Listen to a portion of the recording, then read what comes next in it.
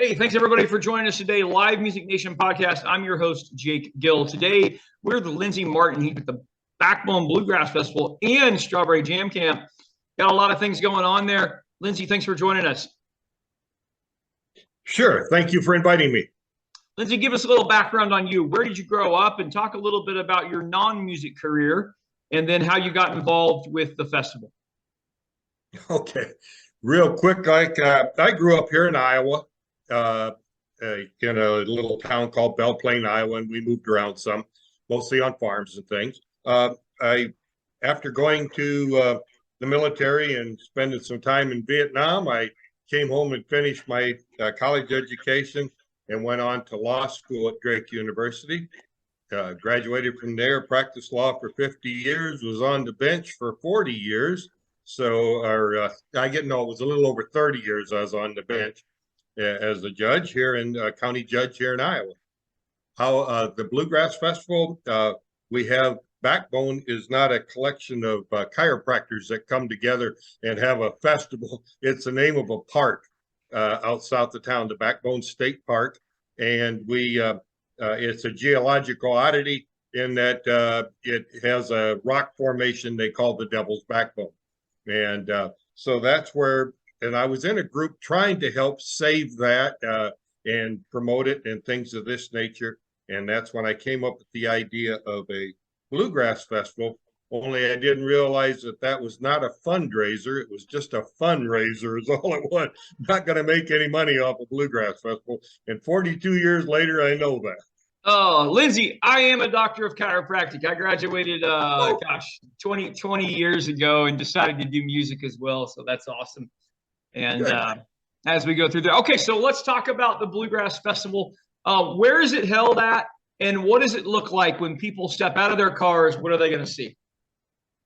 Okay.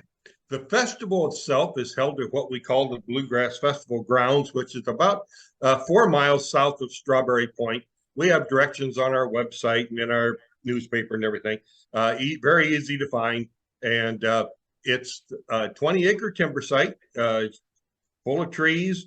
We have a lot of camping. I think we have probably 130 campsites. And so when people get out, and then we have a large area for people that just drive in for car parking. So when they get out, they're going to see or pull in, they're going to see the gate where they can purchase tickets at the gate or purchase them online, either way. And they will be directed either to park their car or to park their camper. We have a parking crew that will take them around and show them different spots that would work for their camper and help them get set up. And away you go. All right, next question that we always have is, what does it smell like? Talk about the food. Okay, we don't have a lot of food on the ground. We do have a kitchen, and they come in each year. They have breakfast in the morning. A lot of in the mornings, typically biscuits and gravy, and then they have a noon meal and an evening meal. And it's a lady that runs a small restaurant in another town. And she comes and brings her help. And, you can smell popcorn popping when they do that. That always, goes across the ground. So I'm absolutely sure that I would smell the bacon and the biscuits and gravy. Yeah, absolutely. All right, talk a little bit about the music. What are people going to hear? Okay. This year, it's just bluegrass music. It's 3 full days. We have a Friday night show. And our headliners on Friday night are the Grascals. And the other bands that we have is Tony Rook from Minnesota and Casey and the Attaboys from down in the Kansas area, Kansas-Oklahoma area. We have Bob Black and Banjoy. Bob was a former banjo player for Bill Monroe. We figured if he's good enough for Bill Monroe, he's probably good enough for us. And so anyhow, he has a great band. And we have a family band, the Andrade Family Band. So we have quite a few bands. That's Friday. And we kicked the show off about 4 o'clock. And we'll talk later about Jam Camp. But we have a Jam Camp going on 3 days ahead of time. And they form little bands. And they start the festival with their bands that they do. And it runs for about 2 hours. It's pretty amazing to watch these people do that. Linzy, why the Bluegrass Festival? Why is this so important to you? Well, it's probably, as a couple of the merchants in town here say, it's their biggest weekend they have, bar none. They said it's bigger than Christmas and Thanksgiving and Strawberry Days and everything else because people just come from all over. Uh, we are now the oldest and largest bluegrass festival in Iowa, and we're the only outdoor festival in Iowa that I'm aware of at this time. And so that's why it's important is that we've lasted, and it's a good place for us to have a festival close at home. Did you ever think that maybe you're doing more than what you're doing? Oh, well, I'm sure I am because I'm doing all the time. Let me share this with you. So just yesterday, I typed into GPT, which is the new AI program, and I just simply asked it a question. Show me research that show the benefits of social interaction. And it gave me 5. It gave me 10, but these are my top 5. Let me read this one to you. This is I want you to know what's going on at your Bluegrass Festival, whether you know it or not. It says social interaction support play a proactive role in the face of stress and adversity, helping individuals better cope with and recovering from challenging life events.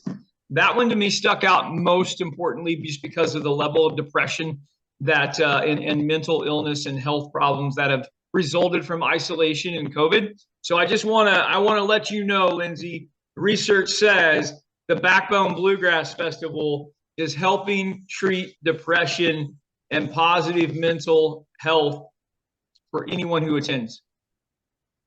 Well, I'm sure we do. And that's a good point to make. I never thought to promote that particular, but it's true because when we did cancel 1 year for COVID, the people still came.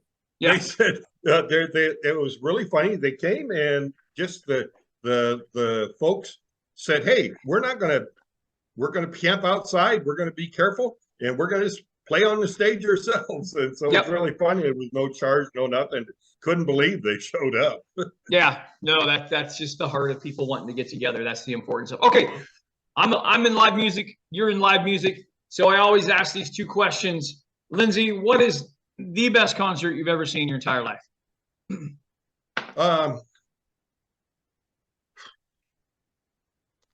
Well, it's not bluegrass, but probably the best concert I ever seen was Alan Jackson. Okay. I enjoyed Alan Jackson. Vince Gill was another great one. Yep. I hear that name a couple of times. Okay, you could bring one musical act, dead or alive, to the Bluegrass Festival. Who you bringing? Seldom Seen. That was quick and easy. Mm-hmm. All right. Hey, give us a real quick rundown of the Strawberry Jam Camp. Strawberry Jam Camp starts on Wednesday before the festival. We have 6 instructors. It's the youngest we've had there attendees was 7 years old, and the oldest we had 2 in their 90s that were World War I veterans came, and so everything in between. It's about 1/3 young people 18 and under, and 2/3 adults. It's 3 days of total immersion. Our idea was to keep bluegrass music alive and to promote it, and it is really working. We've had 4 family bands come out of it in the last 17 years. Nice. That are now touring bands that and it's just full every instrument, and they break it down, and they don't teach you how to play the violin or guitar or fiddle or any. They teach you how to play with others. And there's so many people that I call them closet pickers. They sit around home, they learn a song. Boy, I'm going to go to that festival next year and I'm going to play it. And they come out, they bring their guitar, and the bluegrass people are very welcoming. Oh, come on in and sit down. So he sits down and everybody's playing, and he has no idea what they're playing. And then it gets around to him and they say, well, do you have a song? And you go, well, yeah. She'll be coming around the mountain. I worked on that all the way. Oh, great. What key do you do it in? Key. Huh. Don't know what key. Well, play a little bit and we can tell you. So they start playing. Figure it out. Oh, you do that in G. We do it in D. Yeah. You know, now you're foobarred again. So it's just it's just a way to make that work. That's perfect. Linzy, how do people find out more about the Backbone Bluegrass Festival and the Strawberry Jam Camp? The Backbone Bluegrass Festival, probably by going to our website, would be their best choice. And that's www.backbonebluegrass.com. And the Strawberry Jam Camp, it's the same thing, www.strawberryjamcamp.com. And I didn't mention, along with the Jam Camp, we have a songwriters workshop. Okay. And we have, with the songwriters workshop, that we have Donnie Ulysses, we have Steve, excuse me, now I'm drawing a blank now. It happens when you get old. Jerry Sally and Donna's husband, Rick Stanley. Oh, very good. 3 instructors. And that's 3 days of intense songwriting. And at night they break out and they head uptown to the various watering holes, or we have a couple other a coffee shop and things. And they go in there and pitch their new songs and what they learned and things like this. And the jam campers head out to the grounds and they jam all night long. Each of the instructors start up their own little jam session. And so that it goes on till sometimes they just kind of come on in the next morning. Very good. Very good. I'm too old for that, but I see some of the younger ones still do it. Absolutely. Very good. Linzy Martin, thanks for being on with us today. I appreciate you. Thank you very much. You take care. Well, baby, I'm on it with a bottle of